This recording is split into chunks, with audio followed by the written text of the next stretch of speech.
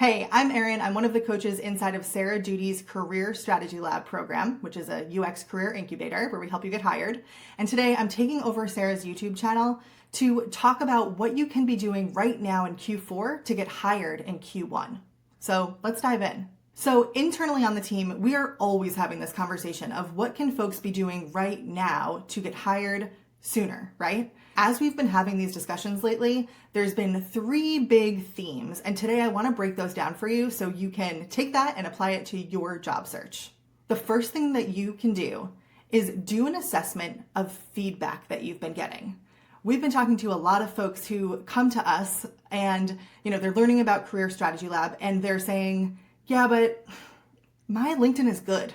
My resume is pretty good. I've gotten good feedback from it. And our question back is always, great. From who? Who is that feedback from? If you are getting feedback from your sister or a friend or a stranger on the internet, that can be helpful. But if and only if they've been hiring UX people. From time to time, we open UX career audits where we actually take a look at your career materials before you're even inside of Career Strategy Lab. And when we do that, we often have people in their notes who say I know my stuff is good, I'm just not getting hired. I can't get the interviews. And when we take a look at their LinkedIn, there's immediately three things that stick out that we can help them fix, right? Or they can go watch a YouTube video of Sarah's and then apply that. But there's things that they're not doing yet, but for some reason they think their career materials are good. And so often there's a blind spot there. And we totally get that. You are an expert in your subject matter, right? You are an expert in UX and product and management, in writing. That is your thing. Getting hired might not be. And that's okay. That is where we come in, right? We have that duality between, yes, UX. Sarah has all of that knowledge from being in the industry for over 20 years. And the hiring part is what we can really help you look at for yourself as a candidate, as the product of you, and helps move you forward. So all of that said, just take an inventory of who are you asking for feedback for? Who told you things were looking good? Because those data points are valid in terms of their opinions, but in terms of getting you where you want to go, it might not be the right feedback to be listening to. The reason why this is so important is because it's not actually just about your career materials. It's about your confidence level. And when you think your career materials are good, and you're not getting where you want to go in the job search, then it's easy to say, oh, it must be me, right? There's an internal mindset that happens. And yes, the job market is what it is, but we are still seeing people get hired. And in our opinion, why not you, right? If other folks are getting hired, you can too. You just really have to be able to stand out and navigate this current climate. So as you're taking in that feedback, notice how is this affecting you mentally, right? That's why it's important to assess who you're listening to, because this is about more than giving a gold star and saying something looks good. If this is then affecting your confidence, that then changes to your internal belief system. So while the job market is tough right now, if you also believe that your stuff is great and nothing is happening in this climate, and then over and over again, that's the evidence that you're getting, that's hard, right? That is hard to keep walking through this. It's like walking through mud. However, if you realize that, oh, the feedback I've gotten about this being good is from people maybe not qualified to tell me it's good. So I've been doing this and I haven't been getting the feedback, right? I haven't been moving forward in my interview process, but maybe that has to do with the actual materials and not about the market or me. So we want to clear that up and we want to figure out, are you getting good feedback? And if so, great, keep going. But if not, you might want to look at that, right? And have someone who actually understands hiring take a look at your career materials and get their feedback. When you're stuck in a cycle of self-doubt and kind of spinning, it's real data that can help you get out of it. So if you know, oh my gosh, wow, my about me actually is really weak. And oh my God, I haven't been telling this story effectively. And oh my gosh, my ATS wasn't formatted correctly. Or oh my gosh, my resume wasn't formatted correctly for the ATS this entire time. That sucks, right? It sucks to learn that. And oh my gosh, what a better position to be in knowing the truth so that you can actually go fix the problems that are gonna move the needle. So assess who you're getting feedback from so that you know your data is clean, so that you can keep moving towards your goals without getting stuck in a mindset loop of, oh my gosh, this isn't working for me, I've done everything. Because chances are you haven't. And that's okay, but we're here to help and we want to get you out of that so that you're not stuck in the loop of thinking that, oh my God, none of this is working and I've done it all correctly. You might not have done it correctly. So let's figure that out so we can get you back on the right track. All right, the second thing I want to talk about today is about going back to the basics, especially when it comes to your portfolio. So Sarah recently was at the Button conference, and when she came back, we're talking amongst the team, right? We look at portfolios every single week and we give feedback. We have demo days where people in the career strategy program come and they present their portfolios so that we can give more feedback and give them a chance to talk it all out. And so portfolios are always top of mind, right? And there have been so many trends happening. Animation, I'm looking at you, I'll get to you in a second. But people are always thinking about what they can do differently. If they need a website, which if you listen to Sarah at all, you know you don't actually to get hired. A PDF is great. Put it in your Google Drive. That's the link that you use. It's all good. Anyway, as Sarah was at this conference, she came back and was telling us about the mini critiques that she was doing and the work that she was looking at. And it was messy. And I think people just don't realize that clear is always going to trump clever. And going back to basics when it comes to your portfolio, that is the move. If you do not have hierarchy, if you do not have bullet points that make sense, if you do not have powerful headlines, stop worrying about design or cute animations or the perfect graphics or anything else. Come back to the basics here and keep in mind the UX of the hiring manager that is going to be going through your portfolio. You need to make this work for them, not for your ego. When it comes to the animation piece, I'm just going to touch on this because it's hot right now. But when it comes to the animation piece, unless you're an animator, we don't need to see it. Please stop wasting your time. There are more important things that you can do to get hired than spend time tweaking every single slide inside of your case studies, making them cool. We don't want cool. We want effective. And so if cool is part of your brand, fine, let's build that in. But ultimately, we want you to get hired, not get an A for your art project. So keep it strategic, go back to the basics when in doubt, and make sure that what you're creating is going to give the person looking at it the experience that they need to say, oh, this person really stands out to me. Like we need to talk to them. During a recent demo day, I had a thought as we were going through. We had one presentation that really stood out. Like we always have great presentations, but there was one that really just hit for me, right? And as I was watching that presentation, what kept going through my mind was, because of what this man just said, I now know, I now trust that. So when you're reading through your case study, imagine what is the person listening or reading thinking? How are they filling in that sentence? I now know that this person knows how to manage a team. I now know that this person can have a conversation when they think that results are more important in one aspect than another. I now know that this person is very well versed on a particular type of research. And now I trust them to come onto this project and run with it. That is what we're going for. Your portfolio, your case studies are not just about being great graphic projects that you're handing into someone, right? These are cases that you are putting forth so that the person reading them has a strong opinion of you and your work at the end, and you're building trust with them. So back to basics on design, and then make sure you are building trust in your storytelling. All right, the third thing I want to talk about here is getting the support that you need. And I want to be clear that this is different for everyone. I am not suggesting that everyone gets a coach. I am not suggesting that everyone joins Career Strategy Lab. We are not actually for everyone. We are for people who will benefit from being in a container like ours. So if you need structure, if you want accountability, if you want feedback, great. But that's actually not for everyone, okay?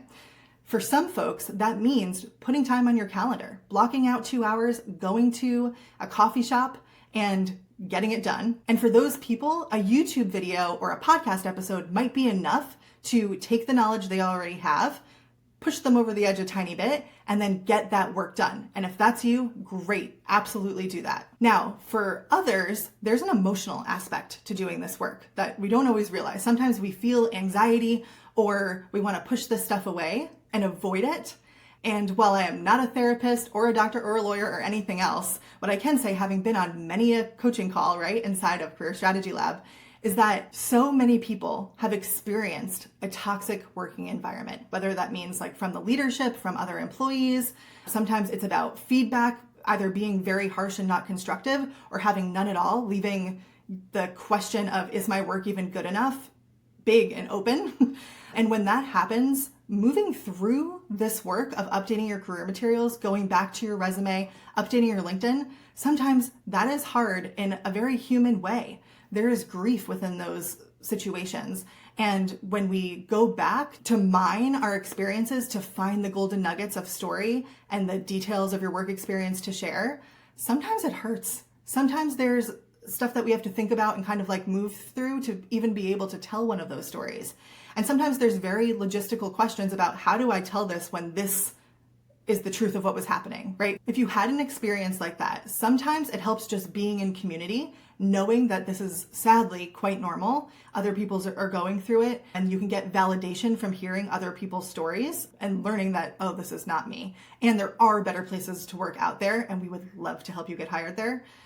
Sometimes community is enough. Sometimes it's more like therapy. Like sometimes there is a healing component that needs to happen here too. Sometimes therapy or healing is the next best step with a professional. And so if you're noticing that, like, oh my God, this is really hard, I am constantly stuck in my head spinning, try community. And if that doesn't work, or if you notice that, like, wow, this is really deeply rooted and this is affecting me in other parts of my life, then there are free therapy resources. Like, check it out, get the support that you need, because this is real and this can be really hard as you're moving through it. So just want to call that out so that you can discern what you actually need, not just what is the internet selling me in all of these places. You have to connect to yourself to see, do I need more support than just how to update my resume, right? Because this is real and this can be hard.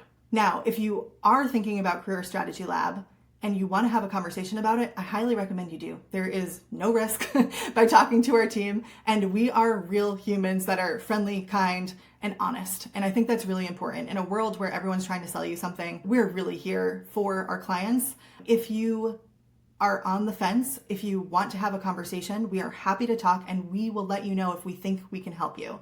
To be totally candid with you, we want our success rate to be high. So in the event that we're talking to someone and it doesn't seem like we'd be able to help, we will absolutely let you know.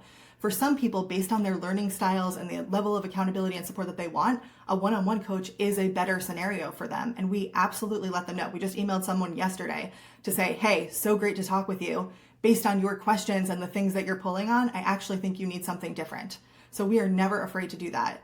And on the other side, if we do think we can help you, sometimes it's hard to believe that you can be helped when you've been at this for a while. As you may or may not know, some people join us preemptively. They have a job, but they're worried about layoffs or just the job market in general. Other folks have been laid off for a long time, or they have navigated a career break where they took some time off to be a parent or to deal with caring for a family member or to travel the world. And so whatever situation you're in, we are happy to get to know you and, again, let you know if we think this could help, what hesitations we might have. We will tell you them out loud so that you can decide whether or not this will work for you. Because at the end of the day, Career Strategy Lab has a process and a system that works if you work it.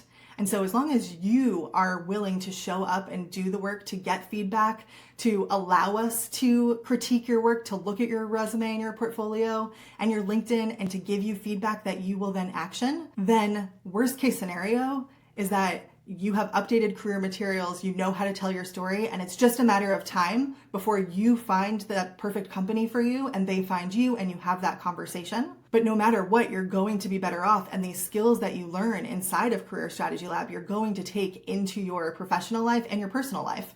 On the professional side, we talk about portfolios and presenting them and telling strong stories, right? But you're going to be giving presentations for the rest of your career. So you're going to have those skills to take with you forward.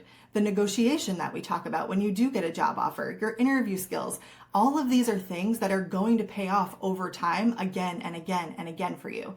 While it is about getting hired, and that is at the forefront of what we're trying to help you with, it's also bigger than that.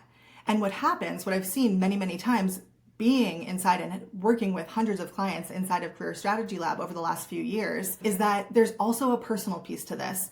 I have watched confidence grow, right? I have seen people transform. There seems to be something that happens that when you're working on your career materials, you're also working on yourself. And there's something magical that happens when you're able to articulate your value and have conversations about your work. your worth, not the actual worth, because you're limitless, right? Like your worth is unlimited as a human, but the way that you perceive your worth professionally and sometimes personally also changes. It goes up. And so if you were 10% more confident, right? How would that be different? If you did this work and you knew what you were bringing to the table and you were able to communicate that, how would that change things? It helps in the workspace for sure. And there are ripple effects that go over into your personal life, right? All right, so let's recap quickly. First thing you're gonna do to get hired in Q1 is just take a quick assessment, honestly, about what feedback you have been taking and assess whether or not you should be taking that feedback. Are you getting feedback from qualified people to share with you that your LinkedIn and your resume and your case studies are in good shape? Or do you need a second opinion? Do you need to actually take that to someone who is working or actively helping folks get hired? Part 2, when it comes to really all of your career materials, but especially your portfolio, back to basics we go. Make sure that your design basics are intact.